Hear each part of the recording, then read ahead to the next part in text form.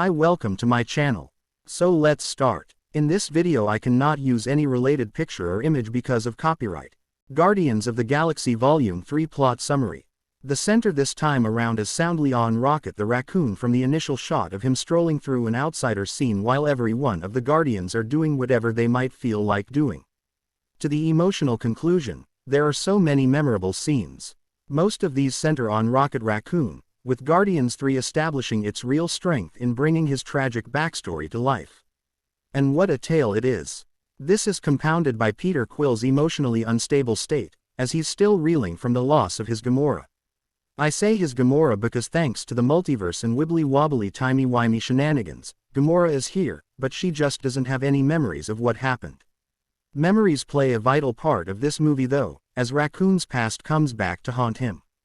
Specifically, that falls to the role of the maniacally theatric High Evolutionary, who's desperate to bring back his test subject, Rocket, no matter what.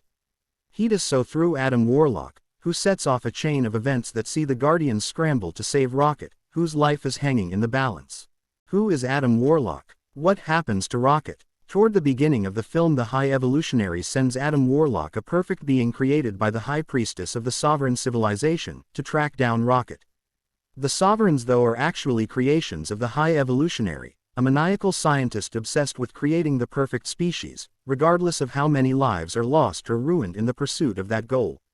The High Evolutionary wants Rocket the raccoon, as he's the only creation that has shown to be capable of creative thought beyond their original programming. Adam botches the kidnapping job and Rocket ends up badly hurt. As a matter of fact, we before long discover that the High Transformative has really introduced a safeguard on Rocket's heart to stop anyone from stealing his scientific secrets. Rocket needs surgery, but the gang can't do that without overriding the fail-safe, and they only have a limited amount of time to do this or they risk killing their companion. What do the gang do? The gang head off on a quest through Orgo Corp, a planet-sized corporation made of organic tissue. There, they obtain crucial files to help with their quest. When they leave, the group find themselves entangled with Gamora, who's working with the Ravagers. Nebula actually called her for help, in exchange for a boatload of cash, earlier in the movie off-screen.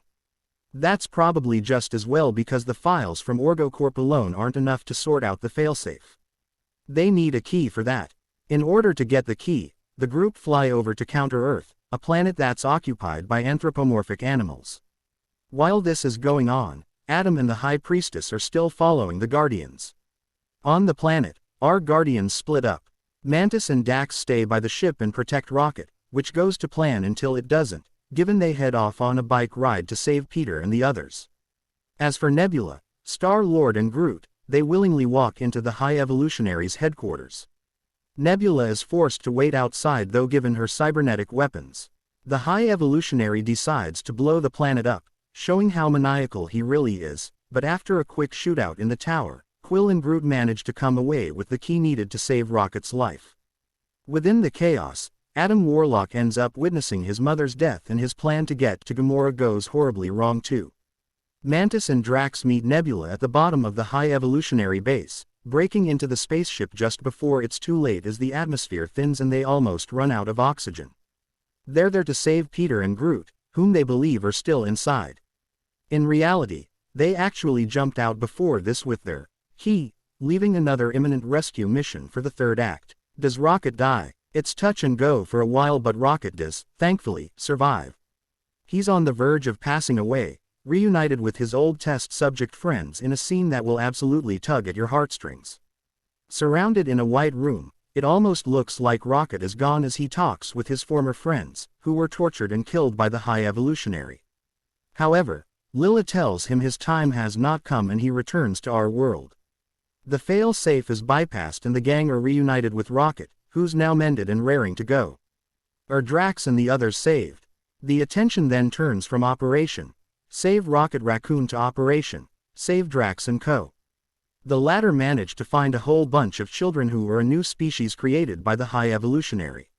They all need to be saved, given they're locked in cages. Unfortunately for them, the High Evolutionary captures Drax, Mantis and Nebula, using them as bait to lure Rocket and the rest of the Guardians inside. Star-Lord and the others storm the base. The High Evolutionary's ship is under heavy fire thanks to Cosmo and Kraglin, who fly nowhere to their coordinates, while Rocket works to save the test subject animals on board, and similarly get his revenge on the High Evolutionary. However, once the maniacal scientist is thwarted, Rocket decides not to kill him, citing that this is not the proper way for a Guardian to act. Drax, Mantis and Nebula face 3 powerful obelisks inside the ship's bowels, creatures the High Evolutionary has in his pit to destroy his enemies.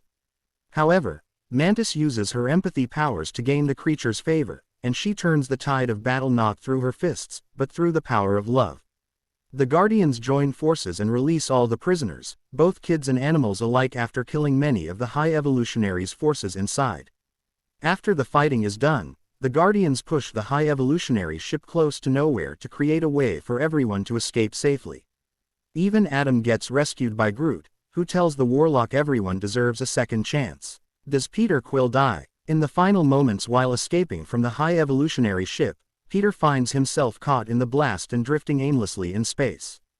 As he looks set to meet a horrific end, Adam Warlock changes tact and decides to save Peter from a sticky fate. Moved by Groot's earlier words, he decides to join up with the group, seeing them as his new family. How does Guardians Volume 3 end?